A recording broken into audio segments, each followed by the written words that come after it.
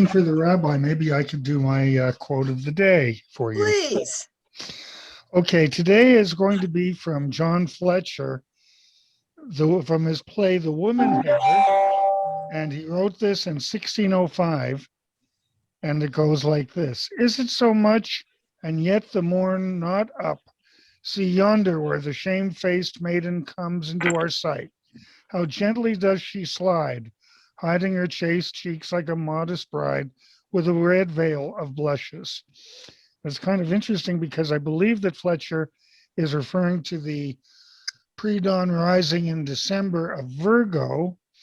And in the year 1605, there was an extra star in Virgo, which was the planet Mars. And with the star Spica, it formed like the face of Virgo. And that's what I think that Fletcher is writing about when he, in that particular quote at the opening of his play. Thank you. Yes. We are on. Thanks. Nice to see everybody. Let's see.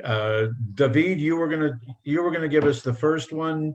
Gary's gonna give us the second one, and I'm taking over from there, right? I Right. believe so, yeah. Right. We are now in the book of Leviticus, which is sometimes known as Torat Kohanim, the Torah, especially for the priests or the Levites, which is where they got the name Leviticus, but in Hebrew it's Vayikra. Okay, David. Vayikra. Okay, and I think I can announce that Wendy's mom was a Cohen. I guess that would make Wendy a Cohen then. But well, it's debatable. According to liberal Jews, yes. According to traditional Jews, no, because it follows the father's line. Traditionally, whether you were Jewish or not, followed the mother, and which tribe or whether you were a priest or Kohen or not, followed the father. Well, we are Levites are not Levites. We are Israel. So we're in the 10 lost tribes. Anyway, Vayikra. So what I'd like to do this morning is to begin with quotes from each of the 5 chapters in this portion, and then to go on to begin a discussion. And chapter one says, and the Lord called unto Moses and spoke unto him out of the tabernacle of the congregation, and saying, speak unto the children of Israel, and say unto them, if any man of you bring an offering unto the Lord, we shall bring your offering of the cattle, even of the herd and of the flock. And it's very interesting that we're going to be dealing in this portion with the sacrifice and the concept of sacrifice and the rules regarding sacrificing. If his offering be a burnt sacrifice of the herd, let him offer a male without blemish. He will offer it of his own voluntary will at the door of the tabernacle of the congregation before the Lord. He shall put his head upon the head of the burnt offering. It will be accepted. It shall be accepted for him to make atonement for him. And he shall flay the burnt offering and cut it into his pieces. In chapter 2 continues with it. It goes on and says, we shall offer of the sacrifice of the peace offering, an offering made by fire unto the Lord, the fat thereof, and the whole rump, and it will take off hard by the backbone, and the fat that covereth the innards, and all the fat that is upon the innards. This part is a little bit difficult to read, and then goes into the 2 kidneys and the fat that is upon them, and the priest shall burn it upon the altar. And if the offering be a goat, then he shall offer it before the Lord. And it seems that the animals limited seem to be goats and rams, and but no dogs as far as I can read. And he shall lay his hand upon the head of it and kill it before the tabernacle of the congregation. And chapter 3 goes on, he shall offer of the sacrifice of the peace offering, an offering made by fire unto the Lord, the fat thereof, and the whole rump. And it goes on. That kind of repeats about the kidneys. And the priest shall burn it upon the altar. It is the food of the offering made by fire unto the Lord. And chapter 4, the Lord spoke unto Moses again, saying, Speak unto the children of Israel, saying, If a soul shall sin through ignorance against any of the commandments of the Lord, concerning things that ought not to be done, and shall do against any of them, and let them bring for his sin, which he has sinned, a young bullock without blemish. And then in chapter 5, this goes on, and the priest shall dip his finger in the blood and sprinkle the blood several times before the Lord. And if a soul sin and hear the voice of swearing, and is a witness whether he hath seen or known of it, he shall not utter it, and then he shall bear his iniquity.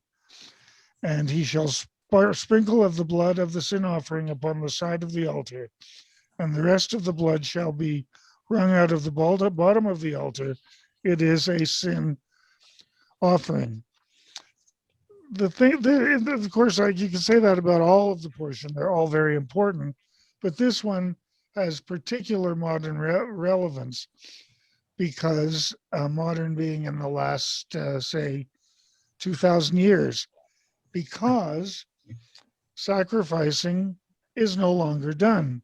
And there are a lot of political reasons, and I think there is particularly one Judaic reason that it is not done anymore, and that is simply that the temple no longer exists. Since it was when the Temple of Solomon existed, they had sacrifices upon the altar there. And then when the second temple and Herod's temple were there, they had sacrifices there. But when the second temple was destroyed in 70 BC, 70 in the Common Era, the practice of sacrificing came to an end. And Maimonides drew on the early critiques of the need for sacrificing. He took the view that God always held sacrifice inferior to prayer and philosophical meditation. He went on to say that God understood that the Israelites were used to the animal sacrificing because the surrounding pagan tribes used it as the primary way to commune with their gods. And it goes on in spiritual practice. And then as we get to more modern times, there was philosopher Israel Meyer Kagan advised some followers to set up special yeshivas for married students, and that these special yeshivas would specialize in the study of the korbanot, or the sacrifice, and study with greater intensity the whole philosophy behind that. But essentially, with the destruction of the second temple in Jerusalem by the Romans, the Jewish practice stopped for all intents and purposes. Despite such subsequent intermittent periods of small Jewish groups offering the traditional sacrifices on the Temple Mount, the practice effectively ended. And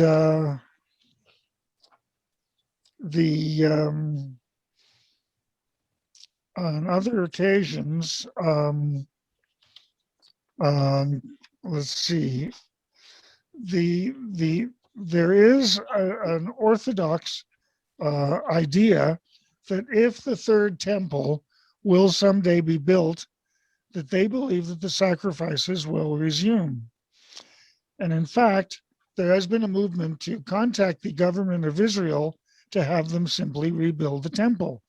The Israeli government has not responded favorably to this. Most Orthodox Jews regard rebuilding the temple as an activity for the Messiah, as part of a future Jewish philosophy when the Messiah will come. But most non-Orthodox Jews do not believe in the restoration of sacrificial worship at all. And finally, the conservative Jews, generally, the practice of the conservative Judaism is that they disavow the resumption of the sacrificing. And consistent with this view, the Siddur in most Jewish conservative congregations has deleted prayers for the resumption of sacrifices from the conservative Siddur.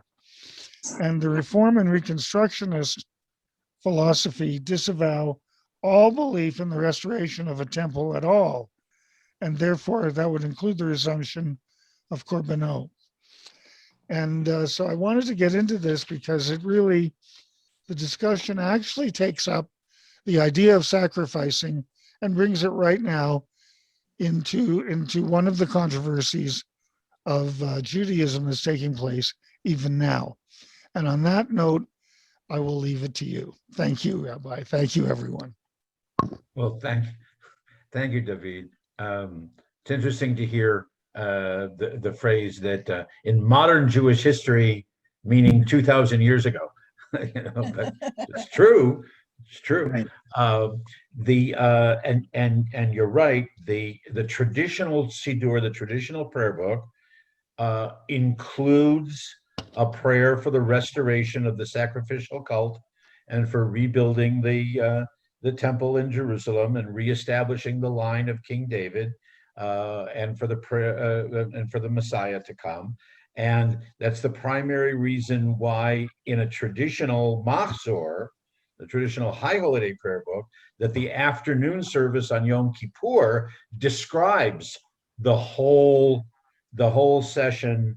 And I don't remember if it's in Gary's portion or a little bit later on, of the high priest entering the Holy of Holies and asking for forgiveness for the people on that particular day. So that certainly is something that is still maintained, whether the Mr. and Mrs. average Chaim Yankel Orthodox Jew, whether they believe that or not, but they still do recite the prayers for that, as you're saying. One of my professors, Bible professor Sheldon Blank, of blessed memory, he used to talk about, he used to say something like, and David, you made a little bit of a reference to this kind of a theme, that offering sacrifices was seen as being for God's sake, offering prayers was for the sake of the individual prayer. Okay, the one who is praying benefits from prayer, and which is borne out in the Hebrew phrase lehit palel. It's something that's reflexive that you do for yourself, but the sacrifices, the korbanot, is something that is offered for God's sake. Thank you, Rabbi. One of the things that I noticed in the research I was doing for this was how careful even ancient Judaism was in the methods of killing the animal before sacrifice. It had to be extraordinary measures were always taken so that the animal would feel nothing. He would be alive 1 minute and dead the next. There would be no pain at all and no crying out. And these relate to the law, the kosher, the laws of kashrut as well. Exactly. Steve, Question? Yeah, I seem to recall that this is a question for the rabbi.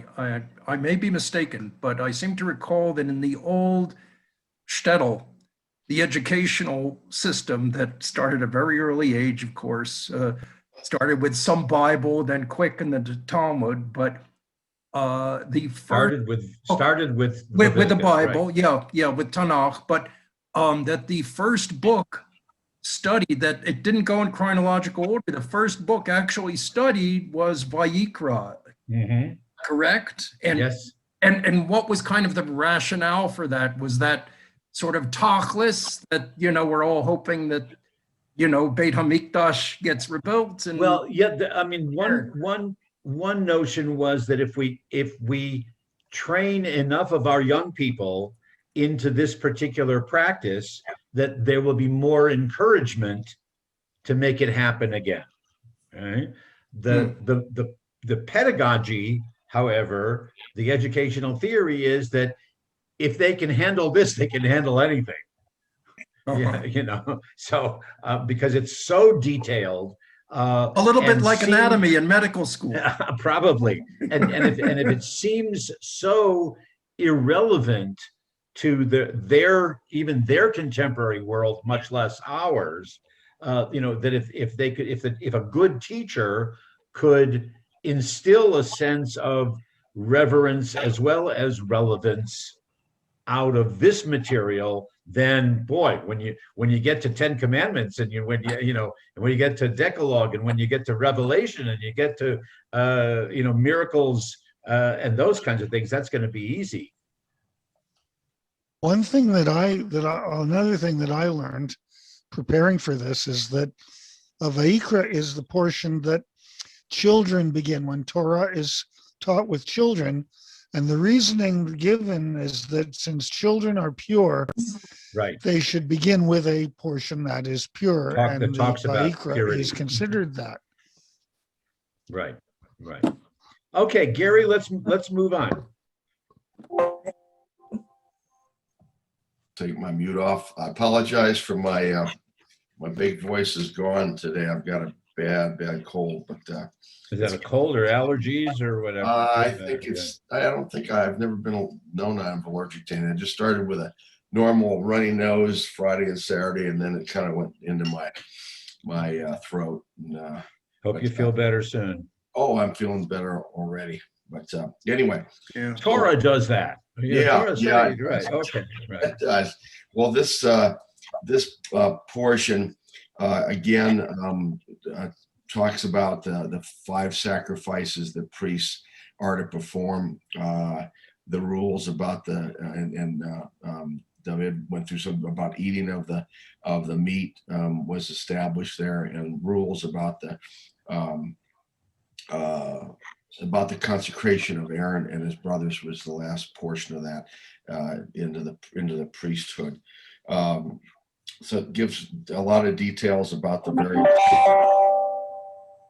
various types of offerings, and then focuses on Aaron and his brothers, of which Moses is actually not priestly, but he's the one that is given the guidance from God and leads the ceremony. And washes them and does everything. It talks about the fire of the altar and how it has to burn perpetually, and so it is the duty of the priests, in this case the priests the people to become priests, the Aaron and his brothers, to keep the altar burning at all times, and it's in the sacred space of the tabernacle. Excuse me, Gary, I don't think you mean Aaron and his brothers. You mean Aaron and his sons. Aaron and his sons. I do mean Right. Aaron and his sons. Yeah. Moses is Aaron's brother. Moses runs kind of oversees everything, and Aaron and his sons are the ones that becoming priests. The final chapter again just goes into. It gets away from kind of all the sacrifice details. It goes into the details of how Moses helps prepare them, washes his brother and the nephews, and dresses them properly for the ceremony.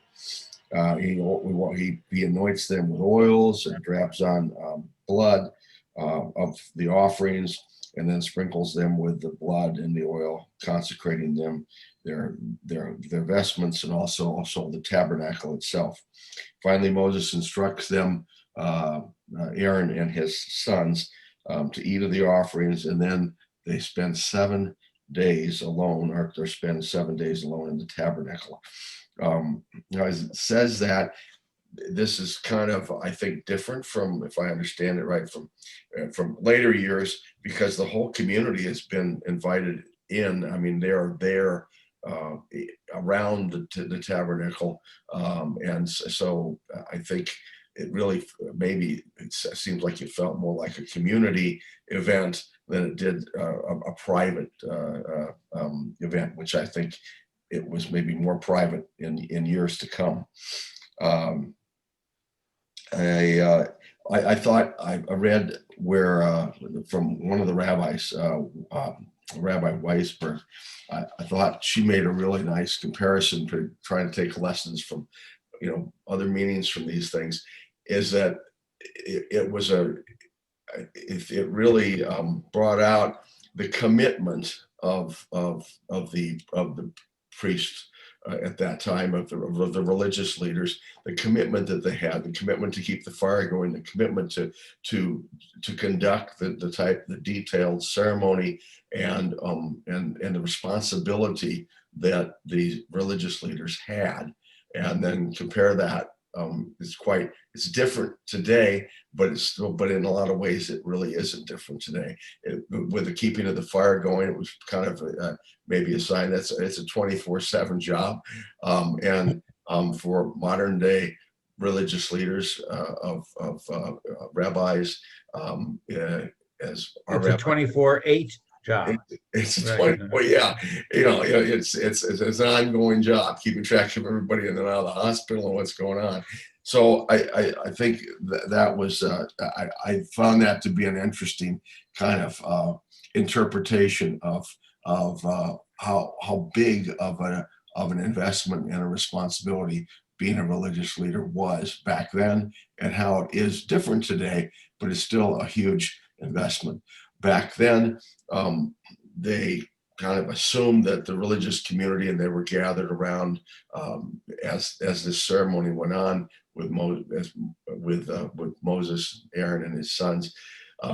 Today, it's still a community. The temple is a community, and the commitment from the temple is just as important as it was then, in many ways. And we need the community's commitment. And I thought about this in terms of the letter that came out recently, but we need the commitment of the people. We have a lot of people in our temple that have lots of really unique skills, like David and Dr. Steve, and to be able to have those people to support our religious leader is very important. And also, the support of our community monetarily is also very important in order to keep the temple strong and moving forward. So I kind of made that connection in my head as I was reading the piece, and then when I read this interpretation by Rabbi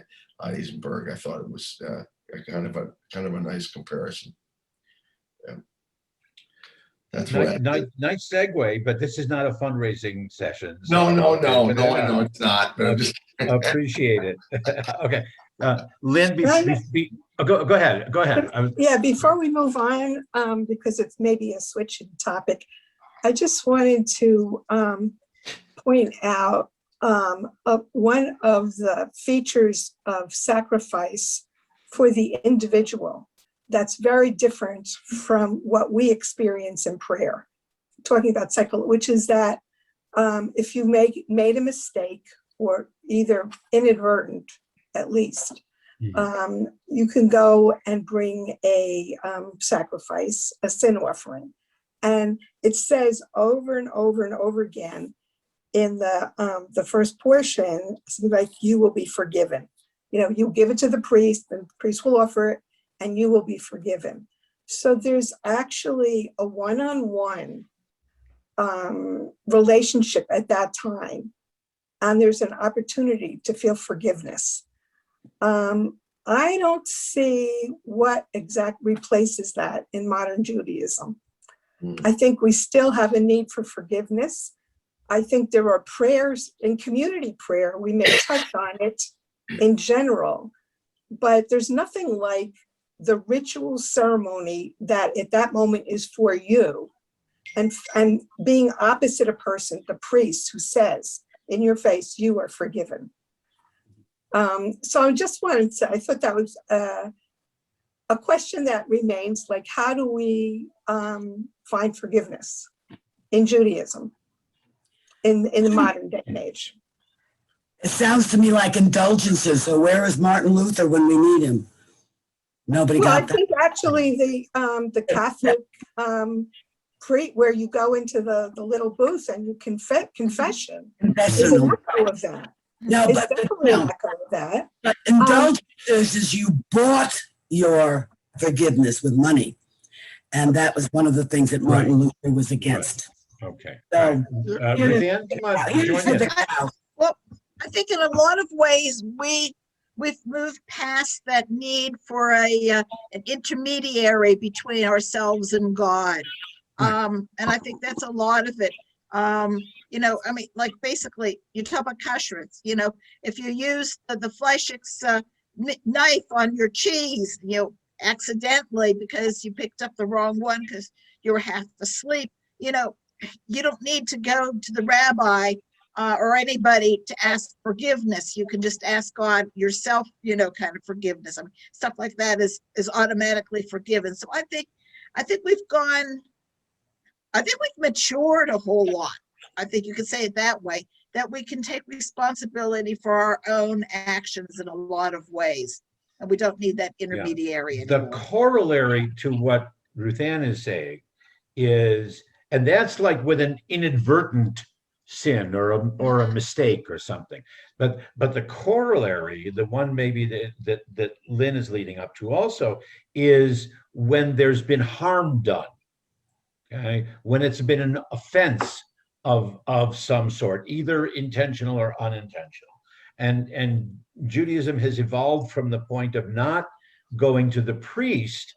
And I don't know whether it's because there are no priests who are functioning in that way, or because we've advanced psychologically to realize that the better path to forgiveness is for me to approach directly, as you say, face to face, on a personal level, the one whom I have wronged or the one whom I have hurt, and to seek forgiveness from that person or group of people, whatever, before approaching God. That the interpersonal is more important than, we know that God ultimately will be forgiving. We're not so sure of each human being. That's the real test. In the way that I understand how Judaism has developed with it. Gail, you wanted to? I was just going to say, and don't forget Yom Kippur. Sure. That kind of covers everything, even things that you haven't done. You say, you know, I may have committed that sin too. Right, but that's done in plural in community.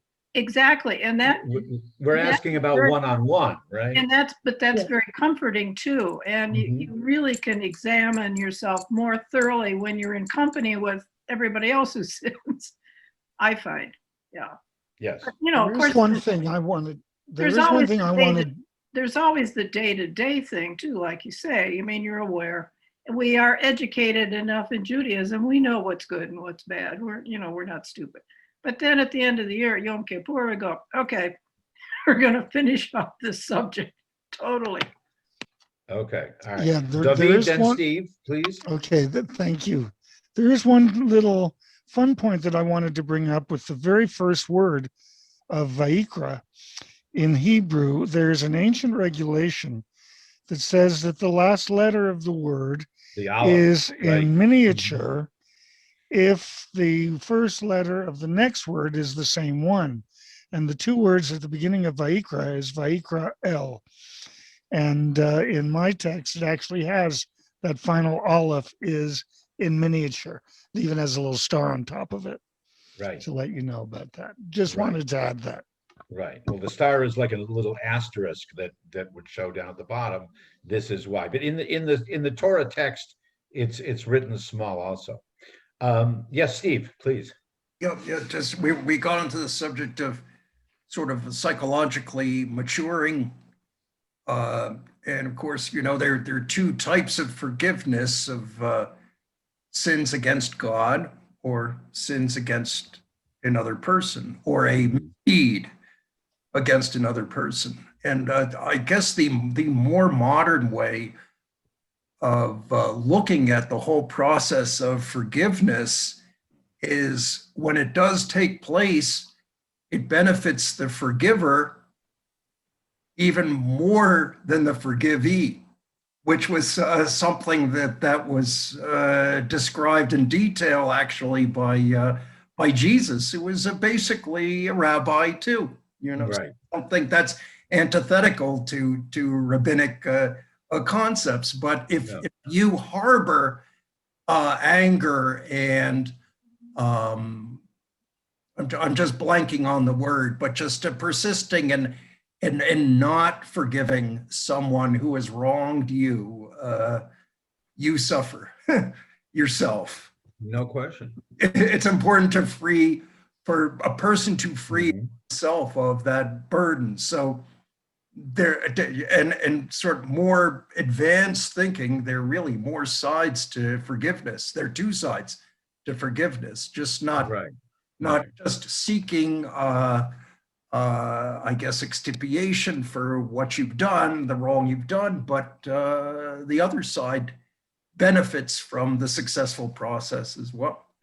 I don't know what this necessarily means, but I do remember a presentation or a paper or a class or a seminar or something, probably about 15 years ago.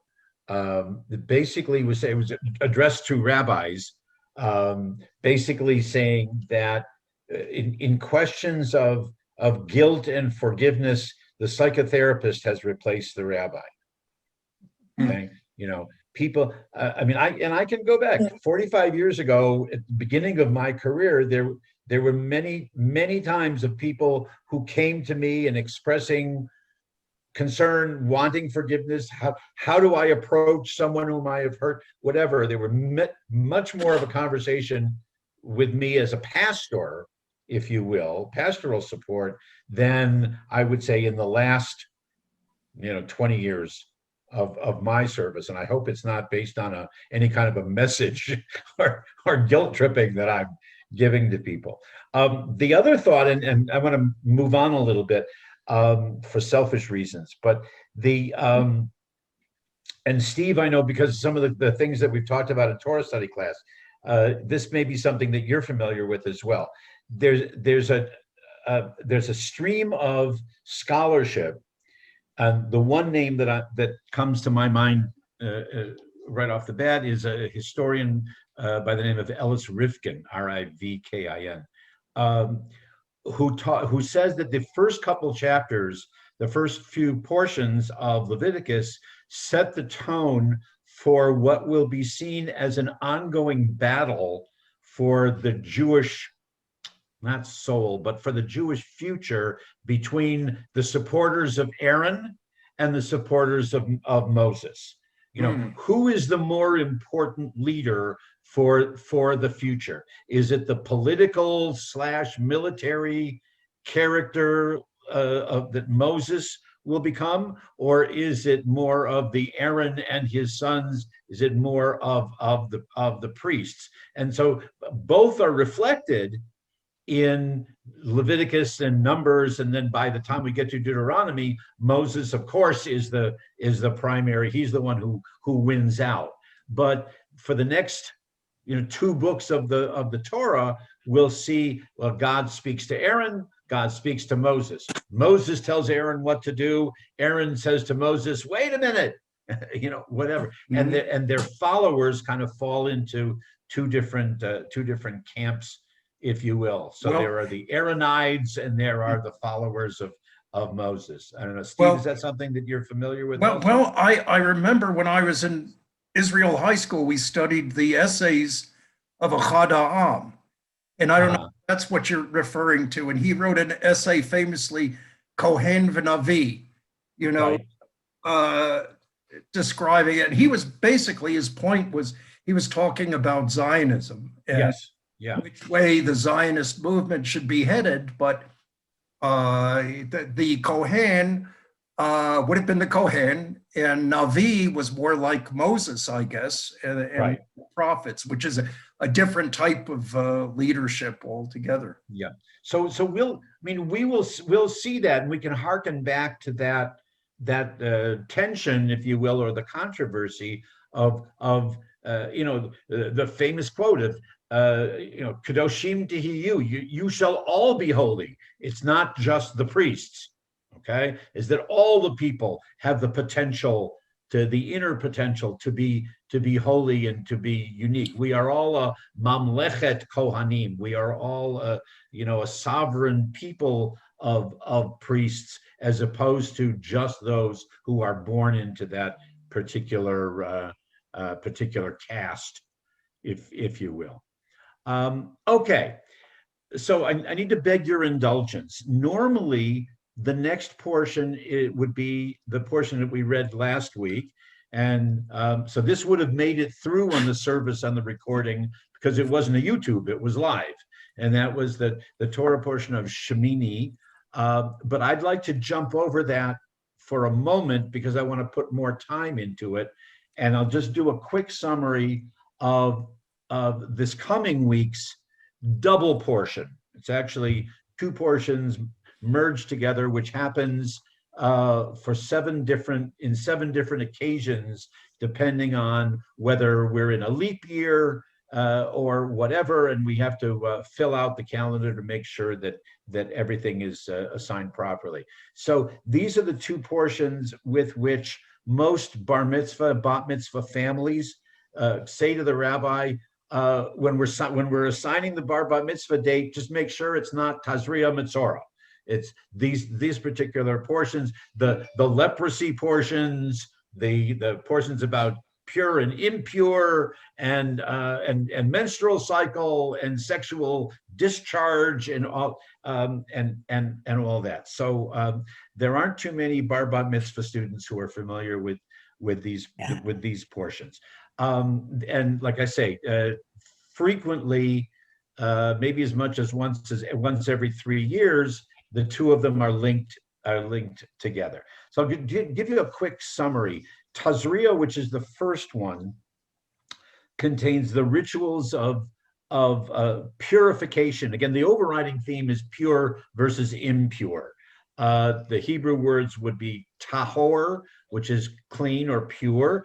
Some of you might know the term tahara or tahara, which is the ritual purification of a corpse before burial. So the difference between tahor and tameh, which is impure, and this is the Tazria contains the ritual of purification for a woman after childbirth.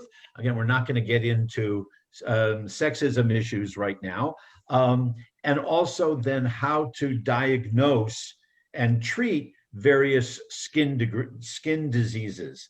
We could have invited a dermatologist to join us, with schematic drawings and screen shares and all that. It would have been cool. Yeah. Metzora, which is the second of the 2 portions, concern what happens after the diagnosis and treatment. So it continues with the rituals for purification and then returning into the community for someone who had been in quarantine or someone who had been isolated. Obviously, we can kind of imagine what kind of sermons there have been or will be, about coming out of quarantine, coming back into the community, whether you wear a mask, don't wear a mask, things like that. Whether there's description of fungus or mildew in the walls of the house, and the question is that symbolic of the walls of the house? Is that symbolic of the skin of the body, or the skin and the skeleton that protect the soul? So they get lots of teachings about that. Spiritual impurities, and not only spiritual impurity, but physical impurity that makes, or things that would happen to the body that would make one, male or female, that would make you ritually impure, such as any kind of sexual discharge, or sexual fluid that comes on the skin. I would sum up the overriding lessons of this double portion, the 2 portions, this way. First is the feeling that it was necessary for them to identify and lahavdil, to make a distinction between that which was pure and that which was impure, whether it was natural, whether it was something that was forced upon them, but making these distinctions between kadosh and chol, between holy and mundane or pedestrian, or between pure and impure. A second lesson is that someone who was infected, or someone who had inadvertently touched the carcass of an animal or something. I'm not talking in a sacrificial way, but you're walking along and you come across a dead animal or a bird or something, and you pick it up and move it. That would make, if you've touched the flowing blood, that would make you ritually impure. Or any of the other examples that they give. Someone who became impure was not mocked. It was accepted as something that happens in the ordinary natural progression of humanity. They didn't necessarily mock or betray an individual. Rather, the community stepped forward to protect one who had been identified as impure. Others around him or her were warned not to interact with this individual, but not because they were bad or because they had sinned.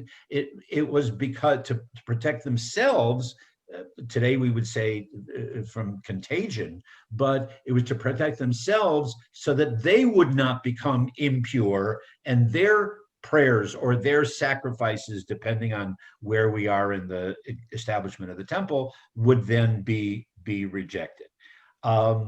So that was the lesson there. The high priest, the Kohen Gadol, Aaron himself or his followers as a high priest, if the high priest was not around, then a local priest could fill in. But it was the high priest who functioned as the chief medical authority.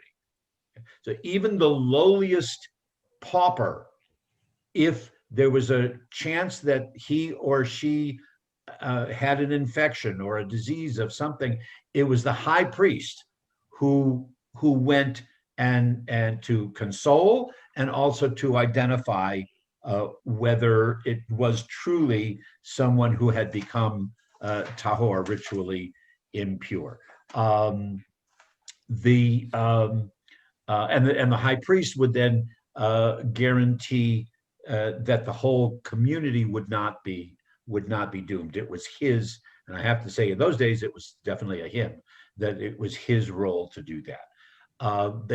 These portions also contain, very importantly, welcome back rituals, so that when someone who had been isolated or quarantined sent outside the camp, there were public rituals for them to be welcomed back, a mikvah, if you will, and a recitation of prayers, call them prayers if you want, or hallelujah psalms, and a sacrifice.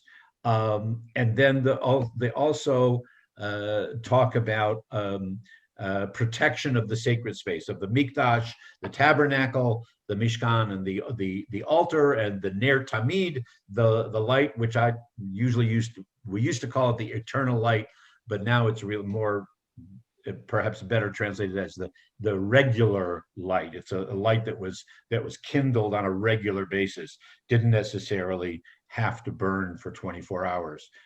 They didn't start to think of it that way till after the Hanukkah miracle story, that it had to be burning.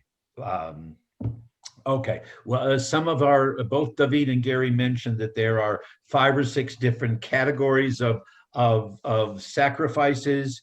Those are listed here, but the most important one, or the most important of the sins or the mistakes that's mentioned here, and they tie it together by saying that the name of the second portion, as I said, is mitzorah, and the rabbis and the commentators do a play on words.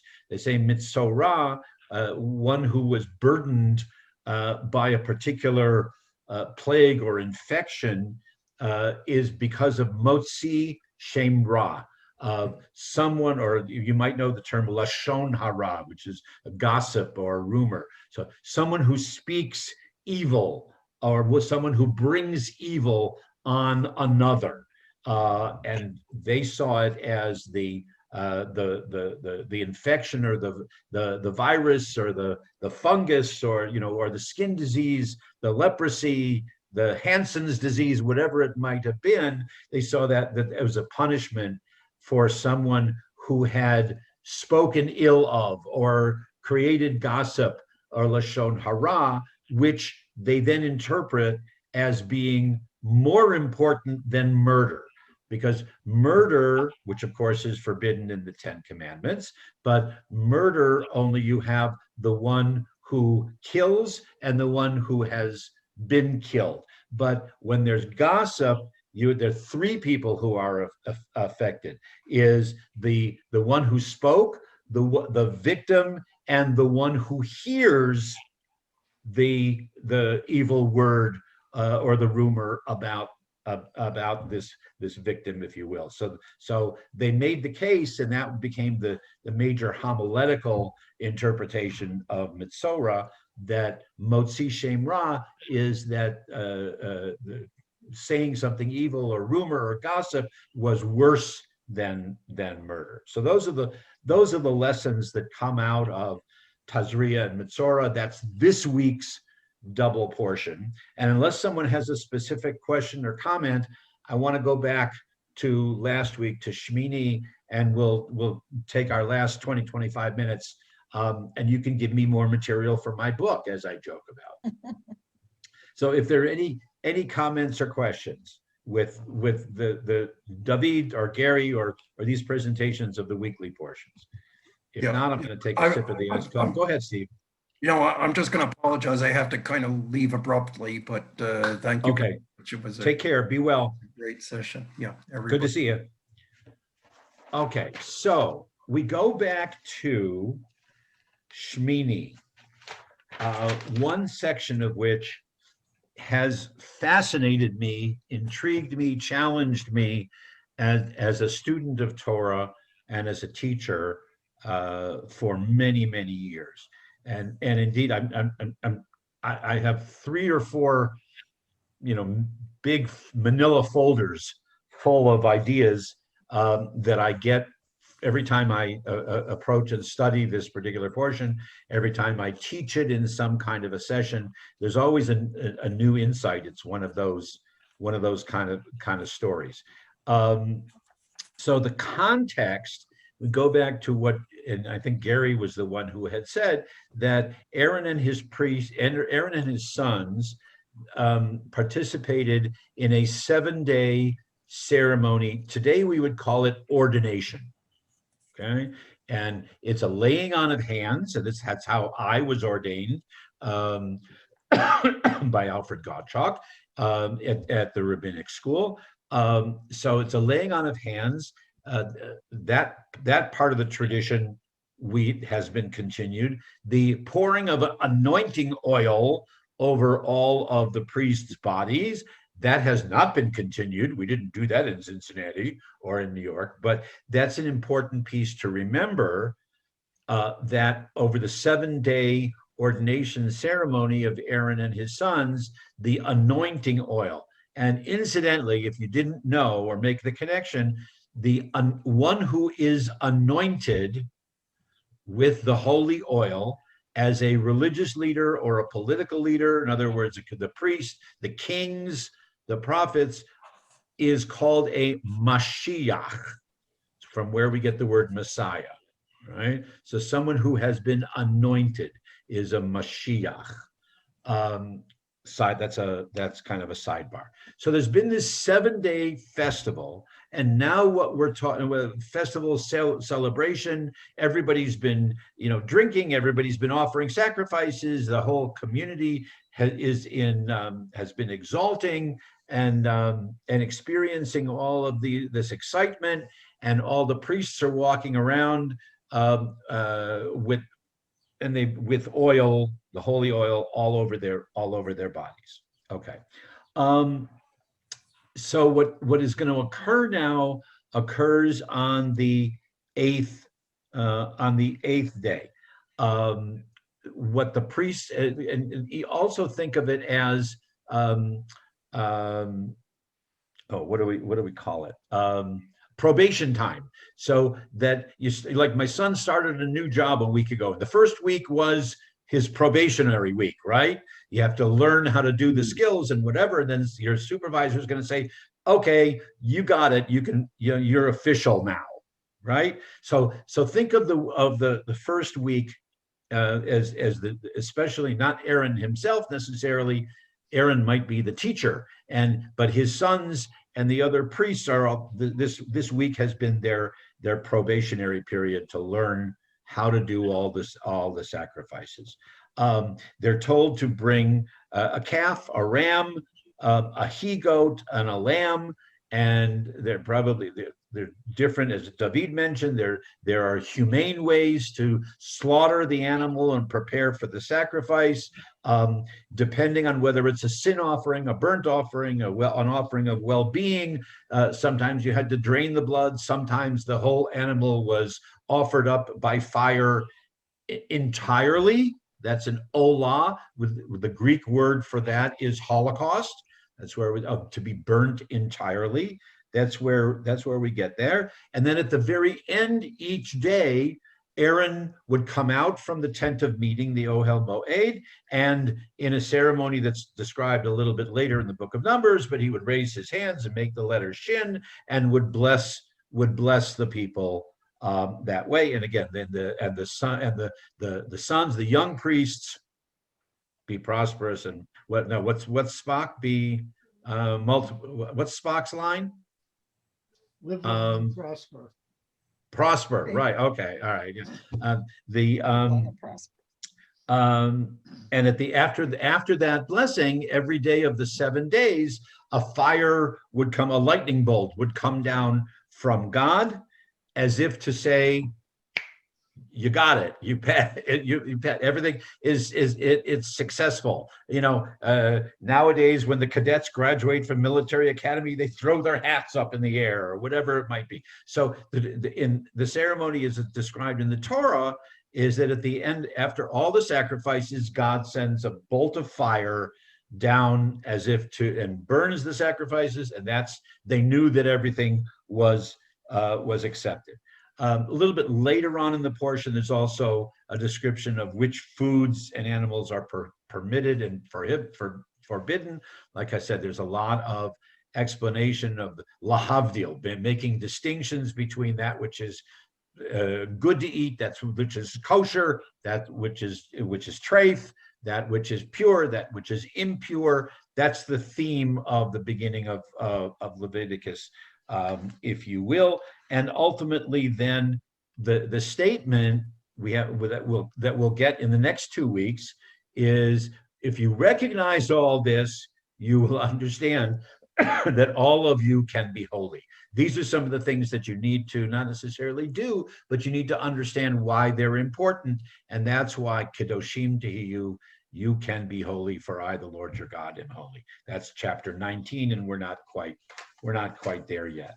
Okay, now we go, and those of you who may have a Torah text with you, I'm going to read through it very quickly. It's chapter 10, verse 1, chapter 10 of Leviticus. Okay, so we've set the context. This is the 8th day after the 7 days of celebration, the probationary period, the celebration, all the drinking, they're all covered with oil and whatever. Okay, and keep in mind at this point, Aaron had 4 sons. We don't necessarily know the birth order, but he had 4 sons. Okay, now so chapter 10 of Leviticus. Now Aaron's sons, 2 of the 4 sons, Nadav and Abihu, each took his own fire pan, put fire in it, laid incense on it, and they offered before the Lord alien fire which God had not enjoined upon them. Fire came forth from the Lord and consumed them. Thus they died at the instance of the Lord. Then Moses, or just in the presence of the Lord, if you will. Then Moses said to Aaron, this is what the Lord meant when God said, through those near to me, I show myself holy, and I gain glory before all the people. And Aaron was silent. Perfect literary phrase, Vayidom Aharon. Aaron was silent. He was in shock, or as we'll discuss. Moses then called Mishael and Elzaphan, sons of Uziel, Aaron's uncle, and said to them, come forward, carry your kinsmen away from the front of the sanctuary to a place outside the camp. They came forward and carried the bodies out of the camp by their tunics, as Moses had ordered. Don't ask me why the tunics were still there if the boys had been totally consumed by fire, but I mean, there are interpretations, but we'll see. Moses then said to Aaron and to his remaining surviving sons, Eleazar and Itamar, do not bare your heads, do not rend your clothes, lest you die, and anger strike the whole community. In other words, you are not to mourn these two who have just been killed in front of you. But your kinsmen, all the house of Israel, they shall bewail the burning that the Lord has wrought. Also, do not go outside the entrance of the tent of meeting, lest you die, for the Lord's anointing oil is upon you. They did as Moses had bidden. The Lord spoke to Aaron, saying, drink no wine or other intoxicant, you or your sons, when you enter the tent of meeting, that you may not die. This is a law for all time throughout the ages, for you must distinguish between the sacred and the profane, between the pure and the impure. You must teach the Israelites all the laws which the Lord has imparted to them through Moses. Okay, so summary as what we say, the Peshat. The simple story is, after this 7-day probation period, and everybody's on a spiritual high, along come two of the boys. Classical commentaries usually say that Nadab and Abihu are the two youngest of Aaron's sons, but then that we don't have any proof of that. They come along, they each take their own, because they've been anointed as a priest, so they each have a fire pan to bring their own sacrifices on. They take the fire pan, they take a piece of charcoal or a piece of fire, sprinkle incense on it, and approach the altar as if they're going to make a sacrifice. All right? Fire comes down from God, just as it has for every day for the last 7 days, and consumes them. Moses says, aha, see, this is what God meant when he said, when those who come close to me, those who approach or get too close, I will prove my power and maintain or demonstrate my honor, so that before all the people, so that they'll know what's holy and what's taboo, kind of thing. And Aaron is silent, doesn't know what to say. And then they continue on. They move the bodies out, and then Moses says to Aaron and his sons, don't any of you go out from the tent of meeting. Lock yourselves inside, because you still have all this anointing oil on. I don't want the same thing to happen to you. All right. If God's fire is all around, you're flammable because you've got all this anointing oil. So stay inside. And also then God comes along and says, it's not only stay inside because of the anointing oil, but don't drink any more when you're trying to serve the sacrifices or anything. Okay. So I would suggest that the classical way of understanding the story, and given the follow through, and in the next couple paragraphs, when God says, be careful about when you approach the altar, and do not drink only except on certain occasions, but then you can, and things like that. It seems like the biblical writer, if you will, or the original intent of the story, was that Nadav and Abihu, young, inexperienced, right? They got too close to the fire. They were offering fire at a time or in a way that God had not, it wasn't part of the instruction manual. Okay. They were doing something that was not as God had commanded. And it's not so much that they were punished as this was accidental. They got too close to the fire. They weren't really sure what they were doing. They may have been intoxicated, and that the whole thing was an accident. And so God and Moses warn Aaron and his sons, to make sure that it doesn't happen again. And the key phrase by which we start our discussion, and I open it up to you, I can keep talking. Like I said, I have a book, but the key phrase is, and sadly, some of us know this feeling, Vayidom Aharon, and Aaron was silent in the presence of two of his sons dying tragically, whether it was an accident, whether it was a punishment. Why is Aaron silent? Is he just, he's in shock? He's grieving? Is he embarrassed? Because of his role, and these were his sons, leaders of the people. They're supposed to be role models, and look what they've done.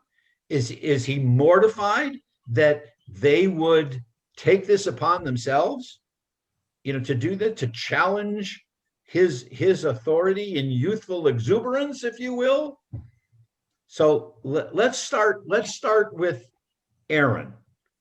Okay, not Nadav and Avihu.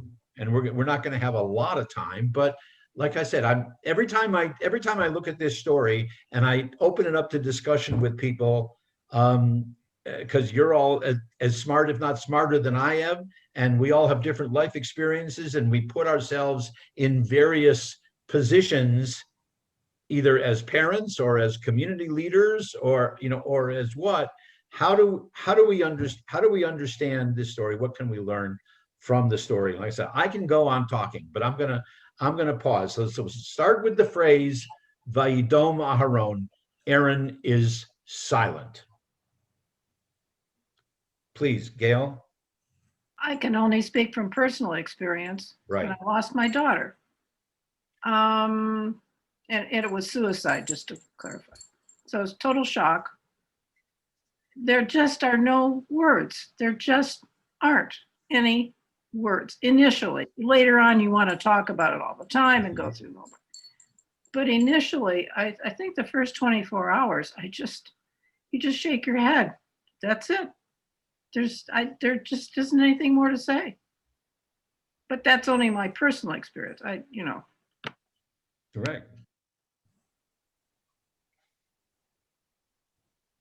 So again, I would question, is Aaron, is he like Gail, or frankly, like Lynn and myself, who lost a teenager to cancer? I mean, is it sadness? Is it shock? Is it just the grief? Or is there something else in Aaron's silence? Ricky, please. Well, I would think that period, like you asked, is it sadness or what? It's, you don't want to believe that it happened. That's sort of the thing of whatever the horrible thing is. As I remember saying to them, I can't believe so-and-so did that. And it really means I don't want to believe so-and-so did that. Mm-hmm. So I think the silence can come from the just, what the hell is, There's a midrash that Aaron was going to start to speak. Okay, maybe but more likely in the midrash, Aaron was going to yell against God, and Moses puts a hand on his shoulder and says, "Shah." Okay, don't say that. Wendy, are you looking like you're muted, but you're looking like you want to come into it? Yeah, Lynn had her hand up too there briefly. Yeah, Okay. here comes for the the Wendy. boss. Wendy had to go to the other room. Okay, here she is. Actually, we're in the same room. We just can't have two computers on at Ah. the same time. All right. What kept going through my head was that Aaron definitely couldn't believe, in shock for his sons being killed. But he also did not want to go against God. So he was torn between, do I cry, do I yell, or do I just say nothing? Mhm. And as my grandfather used to say, once you've said it, you can't take it back. So he was probably toying with, how do I react? And when you don't know how to react, you just, like a deer in the headlights, you don't know what to do, you say nothing. And it was That's Gary, I interesting, think, Gary. earlier this morning, who was pointing out that when you're in quote unquote in a leadership position, are you allowed? I remember lots of discussions about this. Are you allowed to publicly grieve if you're supposed to be the caregiver who others come to in their grief? Mhm. Aren't you supposed to be about? Lynn, you're nodding your head. Okay, you know from that which I was- speak. Okay, all right, go ahead. That connects to the points that I was going to bring up, which is he's still the high priest, Right. and his behavior, his response is in view of the whole community. And in the midst of his own grief, which is overwhelming, I agree with what everyone said about being speechless. There's also a knowledge that what he does is not just his response, it affects the entire community. Mhm. What they see, what he's doing, what he says.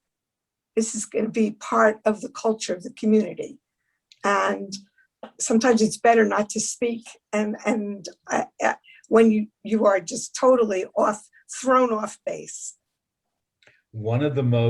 Thank you. One of the most formative and challenging moments in my rabbinate, if not even my growing up. My first rabbinic position full time was as the assistant rabbi to my rabbi. Okay, back in Cleveland, right after ordination, and about 2 years into my tenure there, his mother died. Not unexpectedly, but his mother died, and I said to him, Rabbi, how would you like me to participate in the funeral? He said, I'm doing the funeral. I'm going to eulogize her. I'm going to, it's something that I have to do. And I said, you have to do, and I challenged him. And I don't know where I had the chutzpah to do this, but I challenged him and I said, you have to do this. Why? Is it for your mother's sake? I mean, it's one thing to say, well, I promised her that I would do this. And he said, no, I can. And he said, and I will get through this without crying because I can't let my congregation see me cry.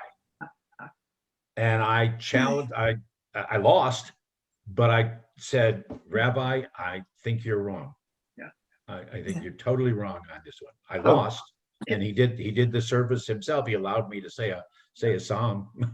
Can I ask what rabbi? Because I was 20 years in Cleveland, so I know all the Rabbi Horowitz, Phil Horowitz from Beth Emmett. Yeah. Okay. Beth Emmett.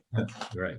Yeah. Gail? It just occurred to me. We have an example going on right now, although I certainly can't equate the death of a 99-year-old prince dying, but the queen, not a word's come out of her mouth. She's being dignified. She's being quiet. She's leading her people through, they were married, 73 years? Something like that, right? Yeah. So setting an example, that's right up there front and center today. Absolutely. Okay, I've got one eye on the clock, and so I want to just move on in the following sense. So I said we opened the discussion by talking about Aaron. Vayidom Aharon, Aaron was silent. Okay, just a couple minutes of let's look at the boys. we're not going to get to looking at Moses, but let's look at the boys. Okay, Nadab and Abihu. The collection, and I've got 2 big file folders, but the collection both of the classical commentators who teach about this story, as well as some more contemporary interpretations, would sum it up in the following way. There are those who, and again, you have to go back to the actual text in Hebrew, at least. The English may not necessarily show it. So one commentator talks about that what this really was between Nadab and Abihu, it was an unfortunate end, but the predication was sibling rivalry. Okay, that and they base that on the fact that the text says that they each took their own fire pan and they each put their own thing on it, whatever. And working with the Hebrew, they come up with the notion that, so Nadab says to Abihu, I'm going to go first. I'm at the top of the class. I'm number 1 after all this probationary instruction, and Abihu says, no, I'm going to go first. I'm going to go first. And they kind of, we've encountered sibling rivalry in the Torah before, and they kind of, run after each other and almost trip each other and fall and come into the fire and whatever. So that's one way of looking at it. Another is that they're not saying sibling rivalry. They're say it's like I want to be like dad. Okay, dad, this is what dad does, and now picture if they're young. I want to be like dad. I want to be like dad. He's the role model. He's the head of the community. He's the head of the whole people. I want to do it too, whether they're individual or whether they're working together. But I want to do it. I've had my training. I'm ready to, I wanted to step in. I'm going to prove it to dad. I'm going to prove it to the people that I will be the, carry on the tradition. And I have a personal story that whenever I'm doing this, and I apologize if some of you might remember that we talked about it like a year and a half ago or something, that I remember, I was like 15 and a half years old. I didn't have my driver's license yet. And I was learning how to drive. And my dad was going out of town. My mother never drove. My dad was going out of town. And I said to dad, listen, while you're gone, I know that I can't go out on the street, but can I just practice going in and out of the garage on the driveway? Right? And my father said, no, you can't. And I said, oh, please, please, please. No, you cannot do it. So of course, what did I do? I pulled the car, out of the garage, and a big gash right in the side of the car, because I thought I knew what I was doing, and I didn't. So picture Nadab and Abihu after they've had this training and whatever. Oh, good, I know what I'm doing. And as soon as dad turns his back, I'm going to go, and instead of a gash in the side of the car, they get too close to the altar, and or they're doing it in the wrong way. They failed the test. If you will. Did they get just caught up in, as we said before, in youthful exuberance of, wow, this is great. It's great to be a leader of the people. It's great to be, look at everybody watching, everybody, I'm going to be the center of attention. I now know how to do it, and boom, but they do it incorrectly. Rabbi, what did your father do when he came back? We won't talk about that, Duffy. We won't talk about that. So, suffice it to say, I didn't get my driver's license on my 16th birthday. Okay, all right. And my bank account reflected, having some of what was left from my bar mitzvah money, I guess, went towards it. But another very important way of looking at it, and then I'll just open it up if anybody else has another insight or perspective, is that in a sense, and again, I'm using 20th, 21st century terminology. in a sense, Nadav and Avihu were the first Reformed Jews. Okay, saying that, hey, Dad and his generation did it this way.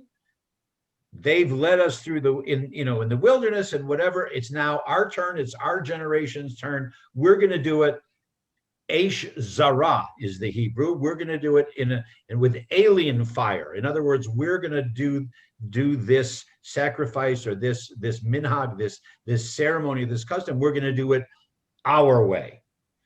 But of course, in the biblical author's view, that's a no-no. You don't do it differently than the way God told Moses and Aaron to do it. And hence they were punished.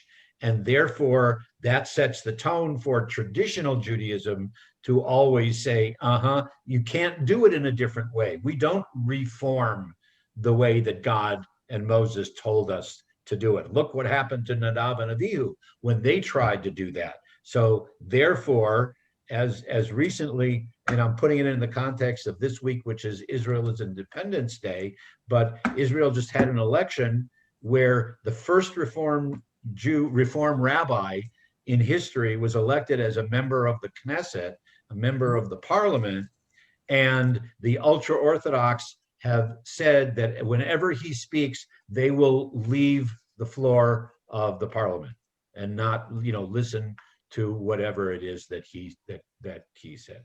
So that there are some who says this story starts the anti-reform, and I don't mean reform with a capital R. I just mean reforming or adjusting. It can be conservative, it can be reconstructionist, it can be progressive, it can be liberal, however you want to see it.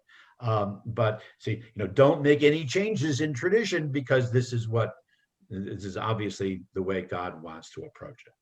So those are just some of the ways of looking at the story and some of the fascinating questions that arise because of it. Does anybody else have others that you see in the story the way we ran through it quickly?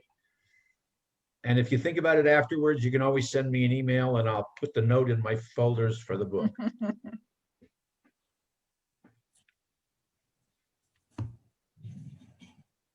Okay, if not, for those of you who have bad colds or allergies, like Gary, hope you feel better.